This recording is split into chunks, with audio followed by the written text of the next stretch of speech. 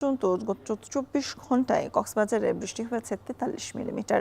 আগামী ৪ দিন পর্যন্ত ভারী থেকে অতি ভারী বৃষ্টির শঙ্কা রয়েছে। এ নিয়ে আরো জানাতে কক্সবাজার থেকে যুক্ত হচ্ছেন সহকর্মী মোহাম্মদ মোর্শেদ। মোর্শেদ, উত্তাল সাগর সতর্কতা সংকেত দেখানো হতে বলা হয়েছে। ভারী বৃষ্টিপাত নিয়ে আর কি বলছে আবহাওয়া অফিস?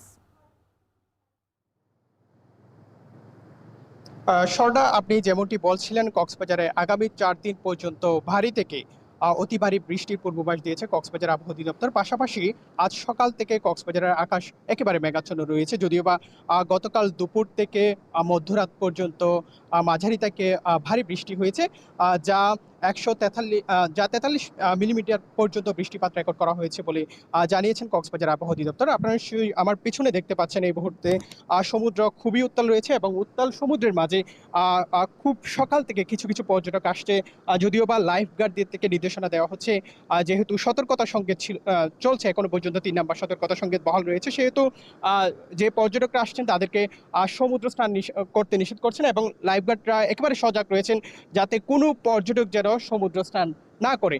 আরেকটি বিষয় আপনাদেরকে দেখাতে চাই, দীর্ঘ ৫.৫ মাস পর কক্সবাজার সমুদ্র সৈকতে লাল পতাকা টাঙানো হয়েছে। এই লাল পতাকার অর্থ হচ্ছে সমুদ্রে নামাটা বিপজ্জনক এবং পতাকায় লিখে দেওয়া হয়েছে বিপজ্জনক এলাকা, এবং যে বিপজ্জনক এলাকাগুলো রয়েছে সেখানে লাল পতাকা টাঙানো হয়েছে। যদি আবহাওয়া অধিদপ্তর থেকে বলছে আগামী ৪ দিন পর্যন্ত ভারী বৃষ্টির পূর্বাভাস রয়েছে, সেহেতু কক্সবাজারের যে পাহাড়ি এলাকাগুলো রয়েছে, পাহাড়ের পদদেশে যারা বসবাস করেন তারা একেবারে ঝুঁকিপূর্ণ অবস্থায় রয়েছেন এবং তাদেরকে একেবারে সতর্ক অবস্থানে থাকতে বলা হয়েছে।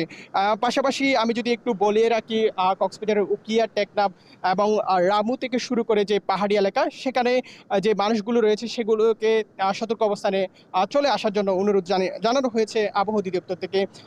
পাশাপাশি কক্সবাজারের যে সমুদ্র সৈকত সেটি সেই পরিস্থিতি যদি বলতে হয়, সমুদ্রে একেবারে উত্তাল রয়েছে এবং উত্তাল সমুদ্রে পর্যটকরা সমুদ্রের যে রূপ সেটি দেখতে আসছেন। আমরা সেই দৃশ্যটি দেখছি এবং আপনাদেরকে দেখানোর চেষ্টা করছি, এবং সমুদ্রের যে আশেপাশের এলাকা সেটি একেবারে উত্তাল হয়ে উঠেছে উত্তাল হয়ে উঠেছে সেই দৃশ্যটি দেখতে পাচ্ছি। স্বর্ণা, এ ছিল আমার কাছে কক্সবাজার সমুদ্র সৈকত থেকে সার্বিক পরিস্থিতি। সহকর্মী মোহাম্মদ মোর্শেদ জানাচ্ছিলেন আমাদেরকে কক্সবাজার থেকে সেখানকার সবশেষ পরিস্থিতি।